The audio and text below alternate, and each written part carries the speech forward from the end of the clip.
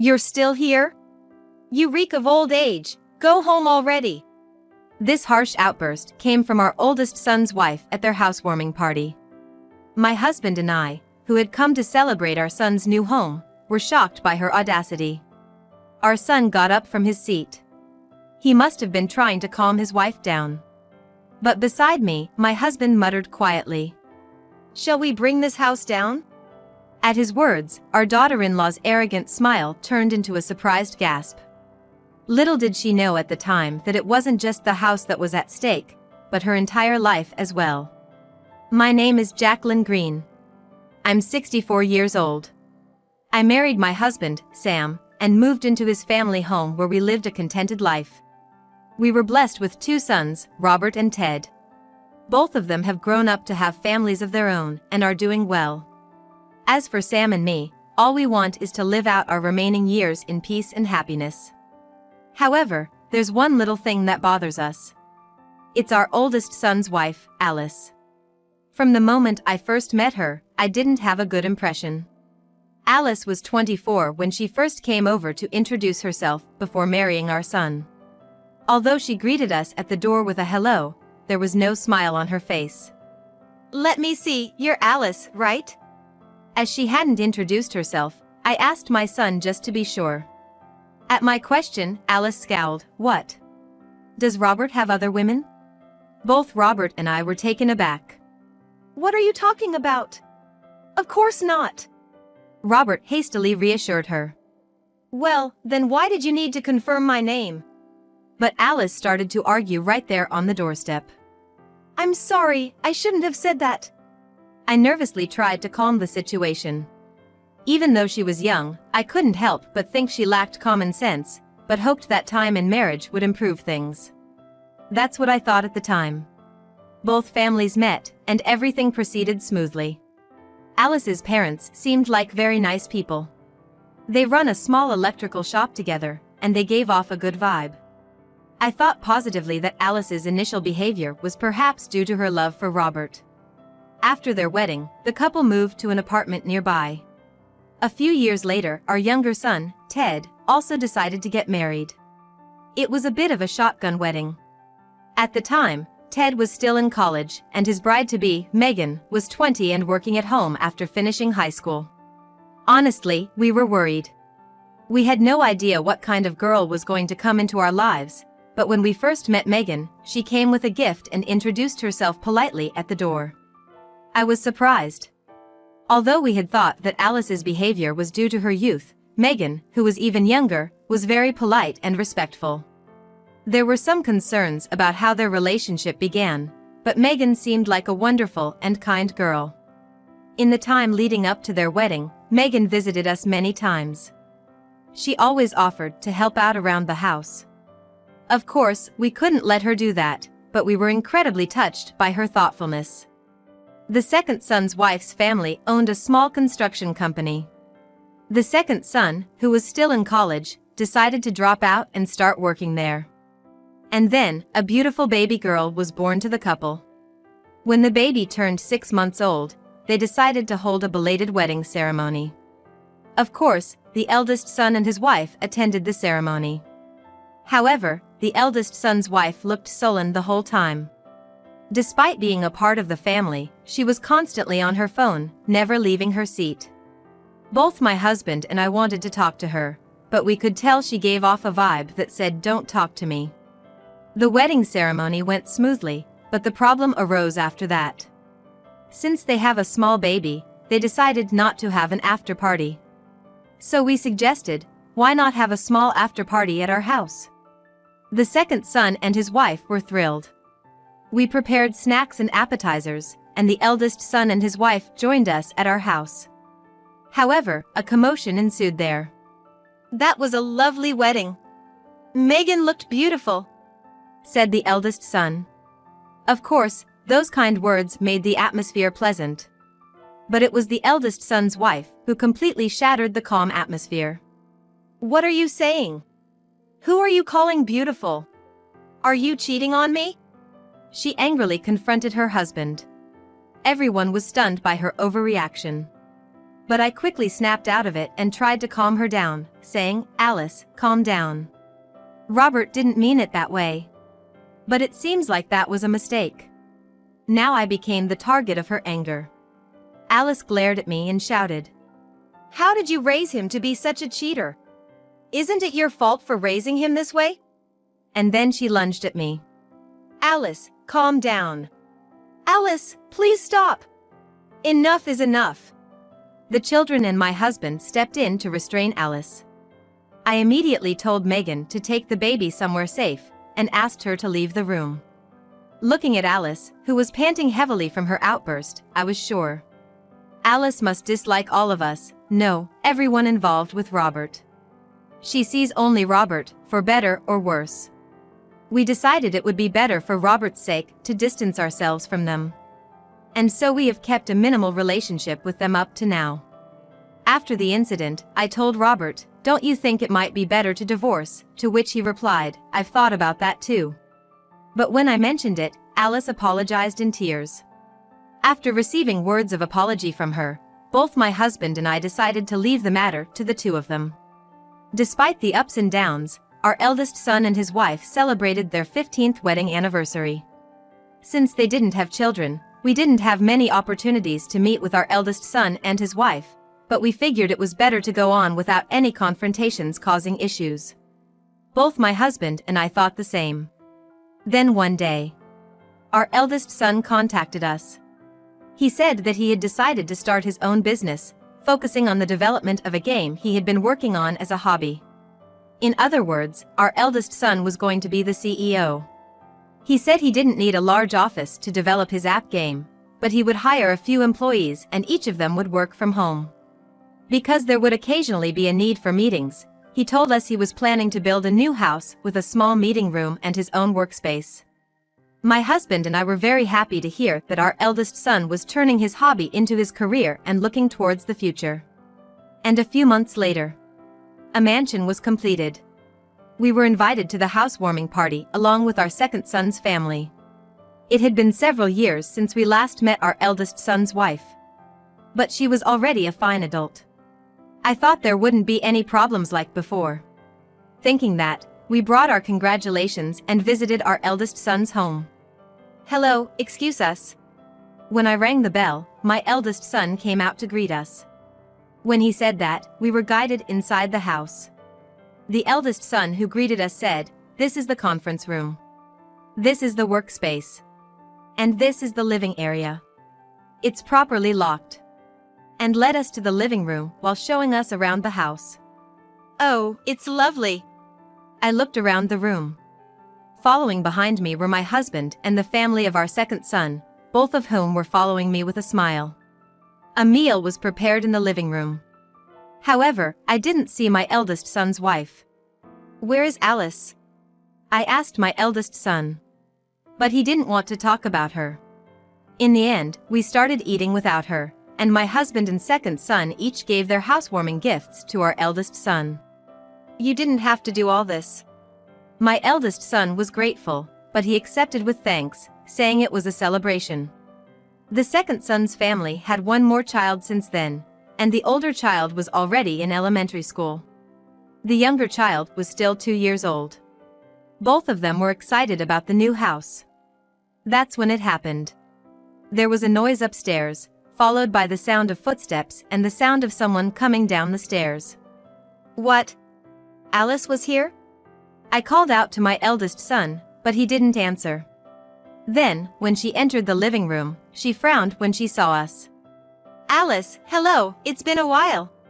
I called out to her like that. But she was still looking sullen as usual. And then she said to us, "You're still here? You reek of old age, go home already." Alice's harsh words froze the warm atmosphere in the room. "Hey, Alice. How can you say such a thing?" Robert chastised his wife Alice. But it was clear Alice had no intention of taking his reprimand to heart. "Well, it's the truth, isn't it? Our brand new house is getting tarnished because of them. I told you not to invite them over. And what, are you some big shot CEO now? Hanging around with some old codger who keeps working past retirement, And people who are so average they had a shotgun wedding after dropping out of college. We live in completely different worlds. I was speechless, and so was my second son's family. Even my grade school grandchild was struck dumb in surprise. I had made various excuses, attributing her behavior to her youth or excessive affection for my eldest son, but that was my mistake. Something essential to her humanity is missing. She lacks warmth and kindness towards others. It's not that she loves my eldest son the most, she loves herself above all else, and values her status as the wife of a company president more than anything. I was furious. I couldn't stand silent anymore. As I was about to retort, my husband, who had been listening to the argument between my eldest son and his wife, let out a sigh. My husband, usually calm and gentle, said, "Maybe we should just tear this house down." At my husband's words, my eldest son, second son's family, and I involuntarily looked at him. Nobody could believe that such words had come out of my husband's mouth. In the midst of this, only my eldest son's wife let out a surprised gasp. "What? Do you even understand what you're saying?" Alice, my eldest son's wife, said. "Of course I do. A house designed by me and built by Ted might be better off not existing," my husband replied. "What?" Alice was stunned at my husband's words. "I'm sure you, as the president's wife, wouldn't be satisfied with such a house designed by an old man and built by someone beneath ordinary. Our worlds are different. You should just move out." My husband's calm tone was ironically scary. Knowing this, none of us could interrupt the conversation between my husband and Alice. "What do you mean?" Alice started to tremble at his words. And she glared at my eldest son. Noticing her gaze, my eldest son sighed and said to Alice, "It means exactly what he says. This house was designed by my father, a top architect. And the contractor is Megan's family home, with the foreman being Ted. I may hold a title and be a president, but I neither have substantial wealth nor reputation yet. Thanks to my family, I could own such a wonderful house. Rather, among us, we are the most ordinary, or even beneath ordinary." Alice turned pale at my eldest son's words. She must not have known. But even if she didn't know, didn't she ever wonder? There's no way our eldest son's income and savings alone could have built such an impressive house. My husband didn't even charge for the design work, and there's hardly any profit for our second son's in-laws, who run a construction company. I can't thank enough to our second son's in-laws, who helped us simply because we're family. Yet our eldest son's wife has the audacity to act pompous just because of her husband's status. Who does she think she is? Saying that we're less than average? Our eldest son's wife repeated his words as if she couldn't believe them. You can see the despair on her face.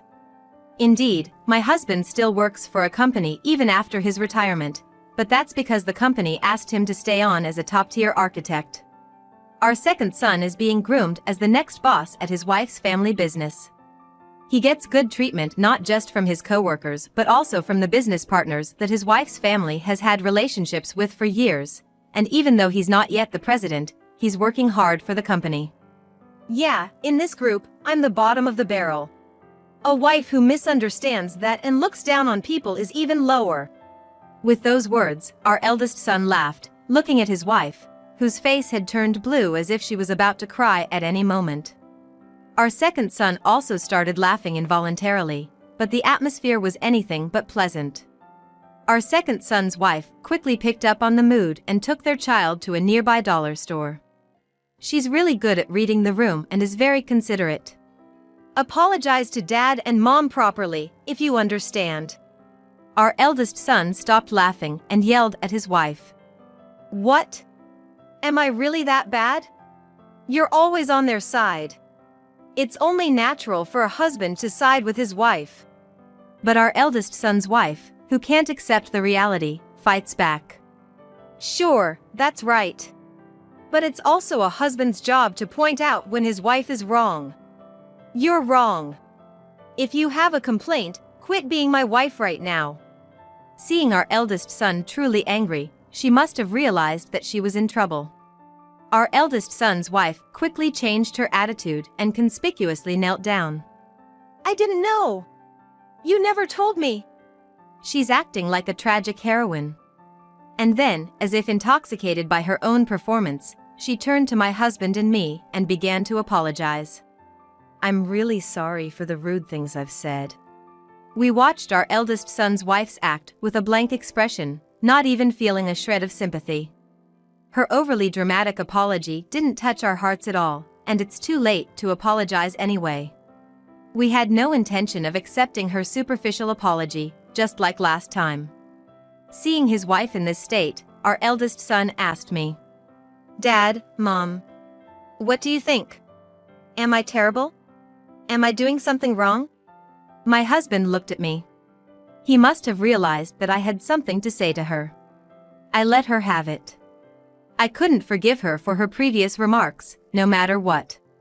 No, Robert. I think you're right. If a wife disrespects her family, it's a husband's duty to correct her. I will reflect and change my attitude. Our eldest son's wife kept up her melodramatic act. I couldn't help but be exasperated.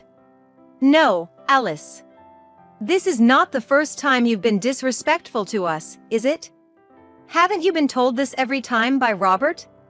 No, Robert must have pointed out your words every time, right? What about that? At my words, our eldest son's wife bit her lip, turning pale.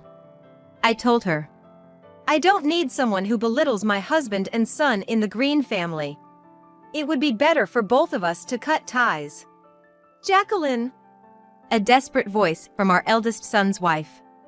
In our 15 years of marriage, it was the first time she called my name. We live in different worlds. I threw her words back at her. At those words, our eldest son's wife collapsed on the spot and froze as if her spirit had left her body. She might be regretting her actions a little bit. Being told that we live in different worlds must have been a significant blow to our eldest son's wife. Even though they were her own words, I wonder why she was so affected by them. Although I thought that, my second son said, "Mom, you were really cool." It seemed to be quite a shocking remark for Alice. In the end, my eldest son, Robert, decided to divorce his wife, Alice. Alice, who loved Robert so much. When Robert proposed, "If you want to stay with me, Alice, you need to start working and contribute to the mortgage for this house we got at a reduced rate," Alice turned bright red with anger. It seemed that at the time of their marriage, Robert had told her, "I want my wife to be a homemaker." Alice, who was under the impression that being a homemaker would mean living an easy life, started to feel insecure, worried that her status might be taken away by someone. Despite this, she decided to forsake personal growth and started to bind Robert instead of supporting him as a wife. On top of that, she decided not to have children, apparently because it would be too much trouble. Alice loved herself more than she loved Robert. With Robert becoming the CEO, her arrogance only grew, and perhaps her overblown pride has finally been broken. "I'm sorry, I'll do anything, please forgive me," Alice begged, sobbing, at the end. But when Robert suggested, "All right, then Alice should start working and contribute to the household expenses," it was disrespectful to say such things when we're getting it for a reduced price. Isn't that sincerity? Alice turned bright red and started to scream and get angry. Are you telling me to work? That's not what we promised when we got married. Isn't this fraud? Robert seemed utterly dumbfounded at her words. For a few years now, Robert had realized that Alice was more attached to this comfortable lifestyle of not working than she was to him. Thinking this couldn't go on, he had subtly suggested several times that she find a job or a hobby and get out of the house. Then, "Are you cheating on me?" she would accuse Robert, and in recent years, she even nagged at him just for talking to women at work. This affected his work and the business. If he mentioned family matters, it would sour her mood, and of course, he wasn't even talking about home. Their conversation itself had decreased. Robert regretted his lack of judgment and allowing her to have her way for 15 years, but he could only think that it was good that he had realized this now. Life still has a long way to go. Robert can start over as many times as he wants. Alice, who was kicked out by Robert, reluctantly returned to her parents' home. Her parents, taken by surprise, contacted Robert. That's when they first learned about the situation. Alice's parents, being sensible people, didn't excuse their daughter's actions.